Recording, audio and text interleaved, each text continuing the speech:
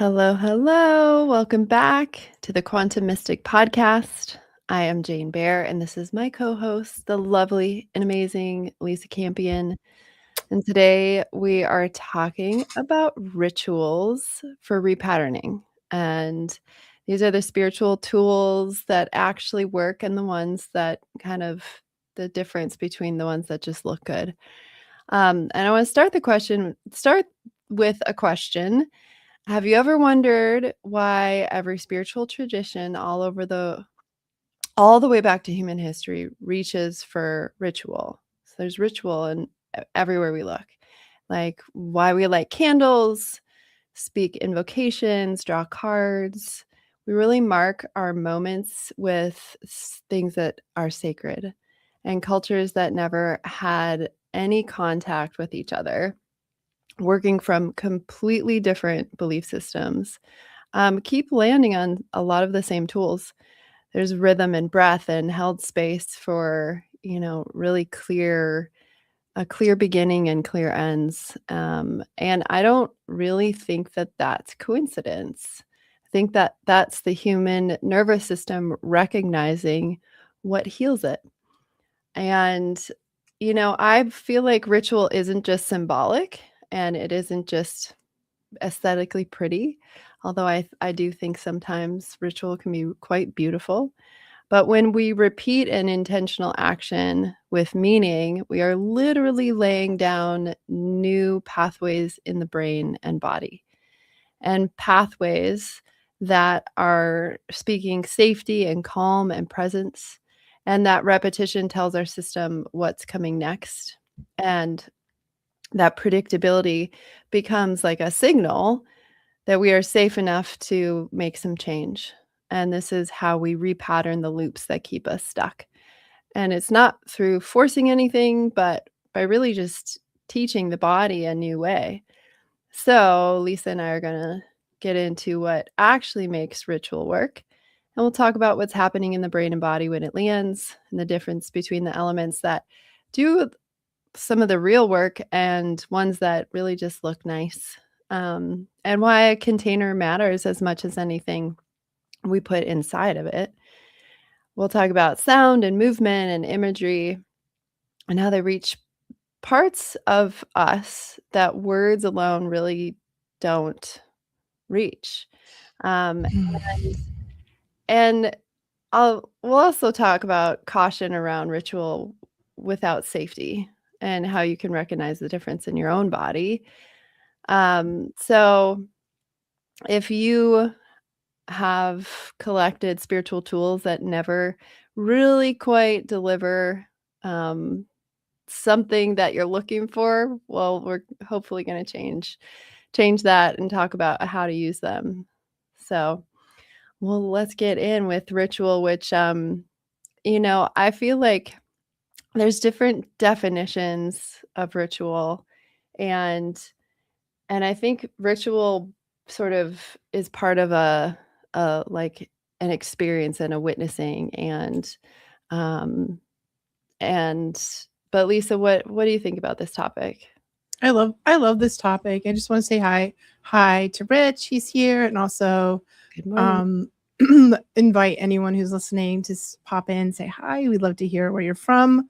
If you're listening to us live, and if you're not, just comment in the comment section, because we do love to hear from you. So, for me, it's such a good topic because I feel like it helps us sort of leave the ordinary world and the ordinary states of consciousness and move into the non-ordinary state, and when we need like a gateway. Like, I don't know if we can just go from like everyday consciousness to the non-ordinary state without sort of this transition, without this ritual, and that's what it does, is it helps us shift into our subconscious mind, into the limbic brain, sort of the deeper parts of us, our being, because I do believe those parts of us, our subconscious self, our brainstem, our limbic brain, can't really tell the difference between what we do in a ritual and what we do in reality. That's why sort of like magic works. That's why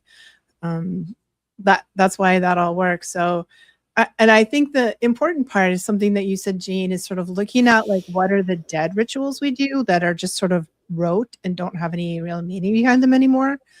And what are the ones that actually make that brainwave shift.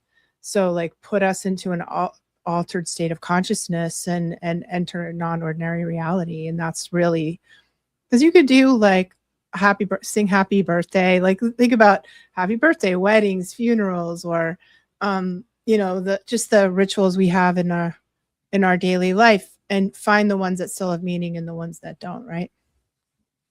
Absolutely. Yeah, and I think I think about if you were raised in a tradition or a religion, like half of my family is Jewish, and so the lighting of the candles during certain holidays, um, it it really it's a ritual, and it really does create this like container. You can just feel the room change when the candles are lit. And I think it's the intention, it's the ritual from historically of like Mhm. why the candles are lit. But it is the repetition every year at the same time you're lighting those candles. And there's like, so when we're talking about repatterning, it really does bring your body, if you have that association in your subconscious with it in your experience, of safety. Your nervous system relaxes because there's like you're with Mhm. family, and you know the story behind why we're lighting the candles. And there's all sorts Yeah. of, we can do this with altars in our rooms, but even birthday candles. Yeah. Children get excited and happy when they see birthday candles because there's a ritual there where they're being celebrated. Right. And so, that repeated structure, it's like the same steps, the same order, the same sensory cues really Right. gives the nervous system like a predictable sequence to track. And I And think we need those, especially at things like weddings, funerals, kind of like the big baby, havings, these big ones, which are beautiful, but hard. Like they're life-changing rituals, yeah, right? And how do we get through a funeral without the ritual? We lean into the ritual, we lean it into the familiar, into yeah, the comfort of the familiar in a very difficult time. Or, even a happy event like a wedding, we lean into it's so emotional. I always cry buckets at weddings. And, we lean into the comfort of the familiar to sort of get us through those moments. And it becomes then not something ordinary. It becomes a real initiation, right? Because everyone shifted into a non-ordinary state, and not everyone, but hopefully maybe some. And that is like, oh, you're really married because you went through that ritual, or that person's like safely buried and on their way to to Valhalla, because we did that ritual. So I think yeah. they're there to kind of help us through some of the tricky moments or intense moments of our life. Yeah, and the human existence would be pretty chaotic. I feel like we need boundaries. Think of children. Children need boundaries. They need to be told no, what is correct and what is not, what is okay and what is not. Otherwise, they're just, terrors. um, they're everybody's seeking some sort of safe container, and I feel like ritual signifies like a clear beginning and a clear ending. It's like a consistent Mhm. structure that's repeated enough to become really familiar, and like a felt sense of safety that's happening in life, in this human experience, in something that like otherwise, what are we doing? What are we doing? And so I think we all create these rituals, whether we realize it or not.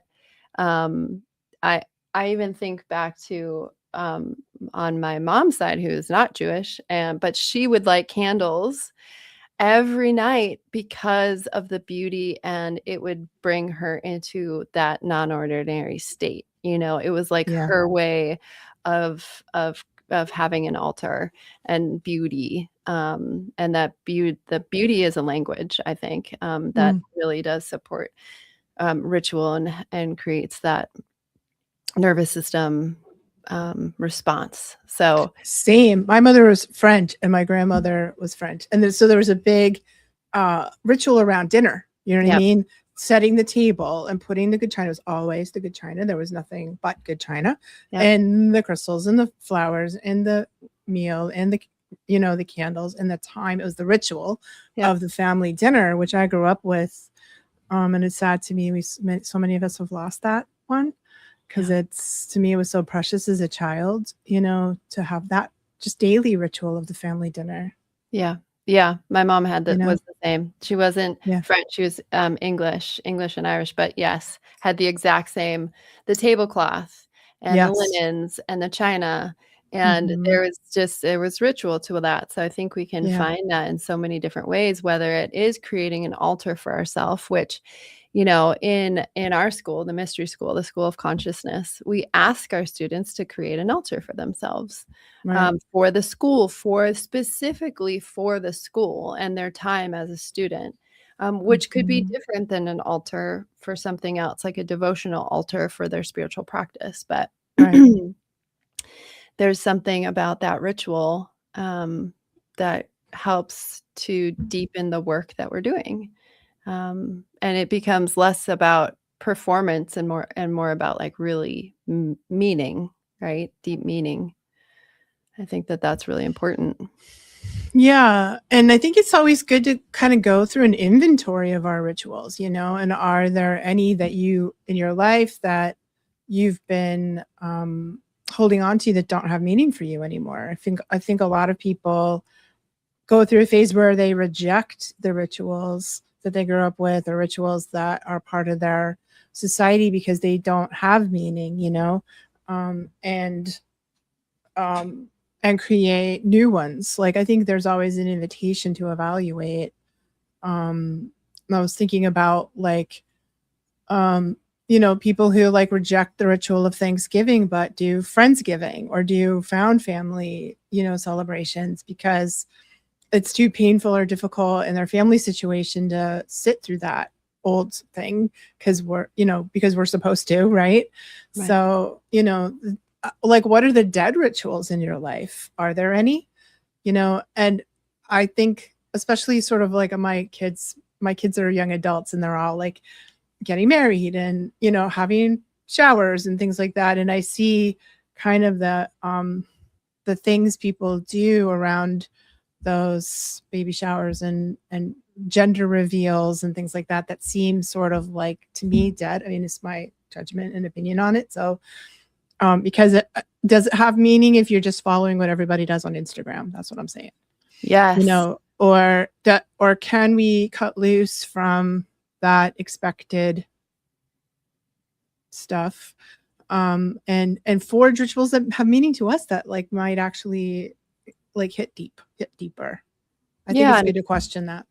it's a really good invitation that all of us can do, because I totally agree, like, are you doing it for the gram? Are you doing it for Yeah. Instagram? Are you doing it for the Mhm. pictures? Right. To be just aesthetically pleasing, total judgment. Yeah. But or is there deep meaning to for it? Um, and I think it's just an invitation to do that inventory and notice like where the meaning comes, because you know when we think about, again, being human, we're in this density, right? We're in these human suits, and we're here to really experience, the human existence, the human, everything about it. And so, you know, all of the like moving our bodies, I think of yoga as it's a devotional Mhm. practice, but it's also a ritual. Getting up, on the mat, you know, and moving your body in a certain way is a ritual. And you know, there's certain people who, music or playing music or actually playing an instrument, that can be, you know, sound can be a ritual. Yeah, think Um, about drumming, like, drumming. drumming is such a classic, like, the fire, the circle, Yes, moving in a circle with drumming. Drumming is, and we use drumming in the dance modality that I use, because it's so good at shifting your brainwave state. something about the combination of drumming and dancing that puts you into that altered state right away. Yeah. Yeah, exactly. It shifts someone's state in seconds. Yeah. And things that, like talking about the thing really won't shift, you know? It's like the ritual that includes those elements, um, I think it's reaching regions of our system, of our whole system Mhm. that like verbal insight just really doesn't always reach. Yeah. And so that's why you think about weddings and there's the music and there's there's all these elements that come together that do create a ritual. Yeah. And I think it's beautiful. That's the human experience. Like, why not? Yeah. Let's be a part of this experience like to the depths. 100%. And I think too, like it can be like super healing. Like we can use rituals for healing and rituals of release, rituals of grief, and one of the things like when I went through a divorce, I did a ritual at the end of it that was like writing the letters, burning like a little bonfire, like burning the things, on the fire and sort of like burying the ashes in the backyard. And there was a lot of like, I had my friends there and we were all crying and, it was really like, and when it was done, it was a lot of grief, release. When it was done, it was like done. And it felt like that closed the chapter closed the book on a chapter of my life. And I think and I moved on, like I was like, I moved on. And I think we don't have those kind of rituals of closure or rituals of changing our identity, and our experience. It's also why I love tattoos. For me, tattoos are a very ritual, process. Like to me, a tattoo, and I've got quite a few, Yeah. are like that. Like I feel something shift or change inside of me, and it annoys me when there's no external kind of nothing shows on the outside that I did that, and that's where the tattoos come in. The process of tattooing is very ritualistic, and and you go into an altered state, and you're not this. It's so powerful, and I also think that's why people love tattoos so much, because we we're lacking meaningful rituals in our life, and that's a powerful one for so many people. Yeah. And I think it's pretty important and worth talking about, like, when we're talking about the altered states, or emotional activation, like, when we're talking about ritual that, it becomes like a ceremony that maybe is led by somebody who is either performative or not fully embodied, Yeah. um, this is where it can not only backfire, but become quite dangerous. And so, like, strong, healthy levels of discernment is super important when we're talking about, the intensity of a ritual. Because, again, when we're talking about anything involving altered states or strong sensory input or emotional activation, so it could be like, in a in a therapy session, or it could be Mhm. in like an ayahuasca ceremony, right? Right. There's Mhm. ritual to that too. But who's the one leading it?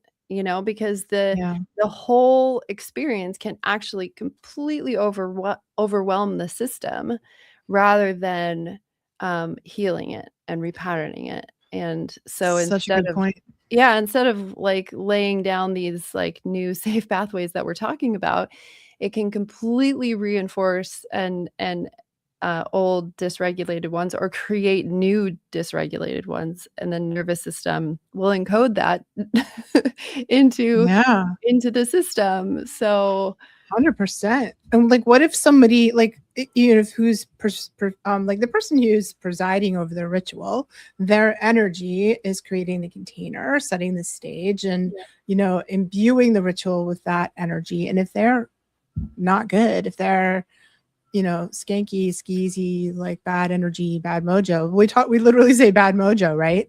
yeah, Bad juju. yeah, And then that is getting imbued into you. I would say if you're going to get a tattoo, have somebody who really loves you do it. Somebody who really, you know, holds you in high regard to do Yeah. it, because that energy is like literally permanently going into your body. But yeah, I mean, think about like the most, precious, beautiful, magical wedding. You were telling me, Jane, that you had one like that in your life, and Yeah. versus the Las Vegas wedding. Right. Think about not that there's anything wrong with if that floats your boat and feels sacred to you, then by all means do it. But Yeah. think about the difference in the container that's happening there. Yeah. Very, very different. And it's about the intention, and I think that there can be ritual in going to the courthouse, if that's what is so true for the couple. Yep. And that's but it's that deep listening.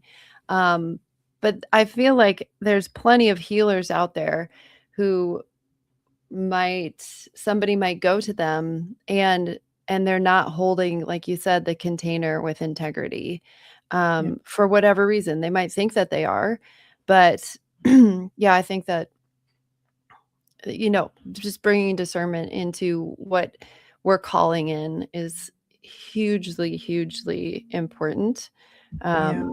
And just understanding that everything we do has this opportunity for healing, if we're bringing that intention into it.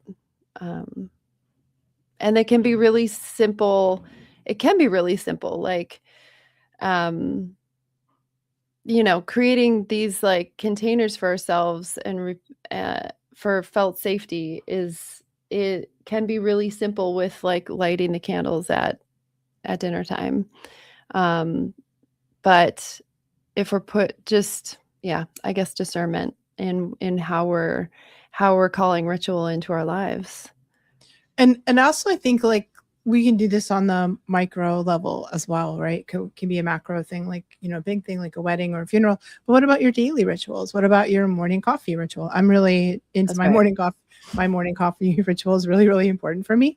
And I, set myself up for a good day or a bad day, depending on how that ritual goes or if it goes. And the same, like my going to bed ritual is also really important, because it helps me sort of like downshift from the day. I don't sleep well if I don't sort of do it, but I think it's life can be so much richer when we put daily ritual, monthly. Maybe you follow the moon cycles, you do monthly rituals. Maybe you do those, like the the big ones at the turning of the seasons, the equinoxes and the solstices. Or maybe it's like marriage, death. Like you can look at sort of all increments of time and stages of our life and sort of imbue them with rich, meaningful rituals. And it gives like, I don't know, like richness and symbolism and meaning to our lives.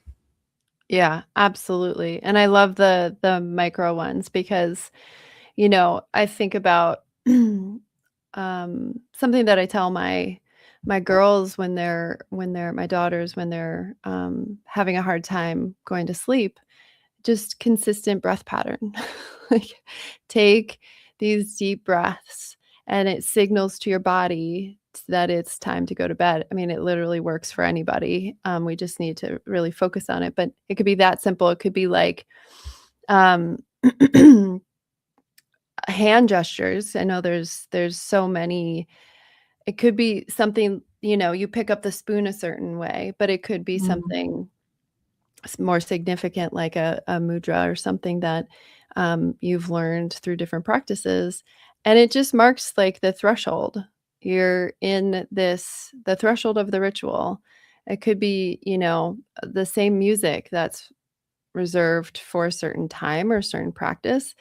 We play jazz during dinner, like that. My family, everybody just gets like, ha. And it becomes this anchor, you know, when we sit down to eat. It's like simplicity is really easy, and it's not limited. And the nervous system, again, really responds to that consistency far more than anything that's complex. And Yeah. that's where, going to something that is like pulling a card, pulling it, whether it's a tarot card, an angel card, doesn't really matter. It's about the ritual also. It could be about the information, but it's about the ritual. It's signifying to, I believe, the angels and masters that we're in a state of open receptivity for information to come through. Right. And I teach that to my psychic students, like to teach little, because people always have like, how do you turn it on? How do you turn it off? Your psychic stuff, right? And I Yeah. teach my psychic students to choose a ritual. You light a candle, you blow, burn some sage, you ring the bell, or you do something that's sort of like, okay, I'm entering into this non-ordinary state with the intention of connecting with my spirit guides or getting psychic information. You do the thing, and then you close the ritual, you blow out the candle, you do whatever it is you do, kind of like there's the beginning of this and there's the end of this, and in that time, in the middle is when I'm doing this, when I'm open, and that will include the brainwave shift into the alpha brainwave that we really need to get that psychic information. So that's how you keep the spirits from waking you up at 3 a.m, or you know, you make office hours through your ritual. Yeah. And I just want to get to some of the comments. I'm going to go back and say from Rich, Soul Plasma, ritual maybe helps get past the logic left using symbolism, the language of the right brain.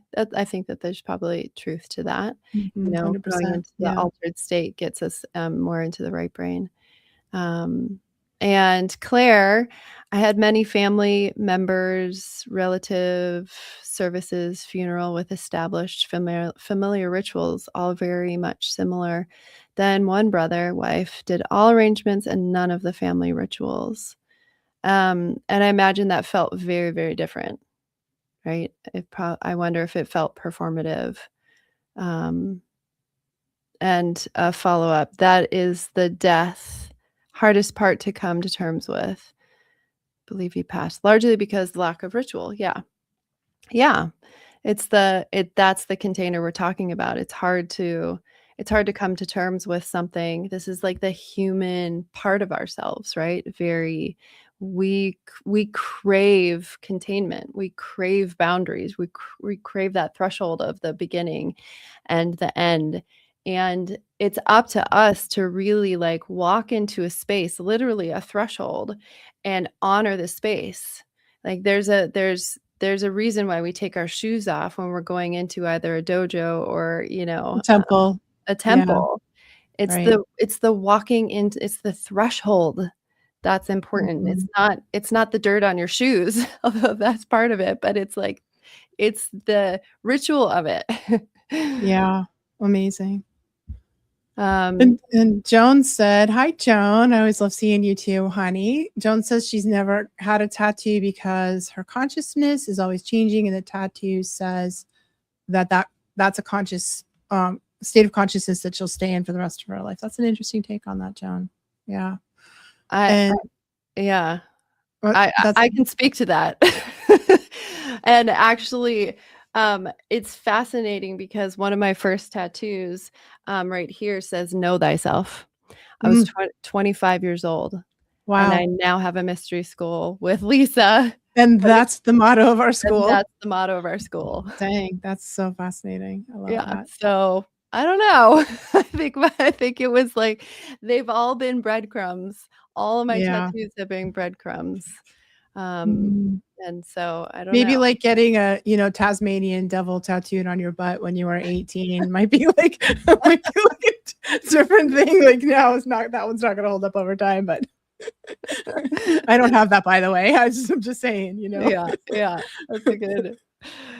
I don't know. Maybe Joan also says that she's into watching the Chinese historical TV dramas. Me too. I love those. I'm totally addicted to those. They're so fun.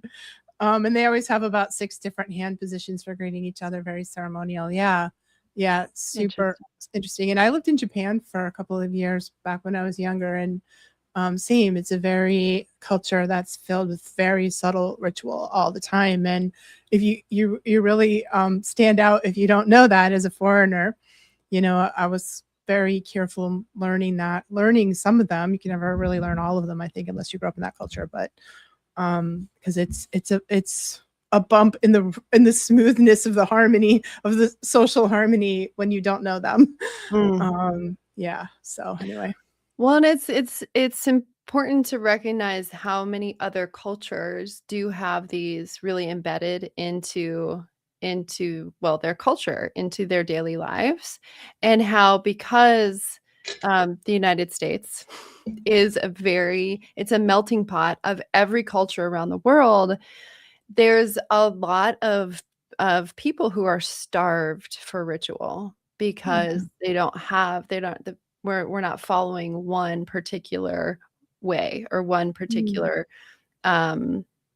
whatever it is, belief system or culture. It's not everybody's doing it differently. So I think that, learning how to cultivate this through, some mythic practice or your heritage or a combination of whatever it is, what you truly feel like, having lived in Japan, there's all these cultures there's that culture that resonates with you. And I think it's just about creating that invitation, like inviting yourself into what works for you. I was just thinking, like, I lived in Japan in the 90s, and I still feel like ramen is my go-to comfort food. It's so funny. That's like, if I need a comfort, if I am not feeling good and I need to cheer up, I'm gonna go eat some ramen. It's not funny. No. Yeah. It's so good. Ramen is really good. Ramen is good comfort food. That's, because that was a certain time in your life. We're talking about the nervous system. That was like a really beautiful time of your life that your nervous system relates to.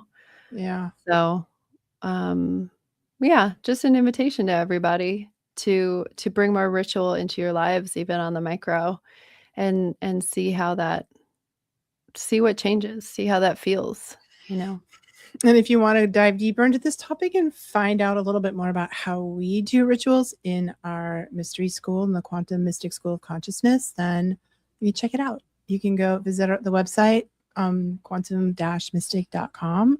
We'll be opening another cohort in the spring. You can get on the waiting list there. And yeah, thanks for being here. Please do the likey and subscribey and clicky things. That really does help. And we so appreciate you joining us today for this incredible conversation.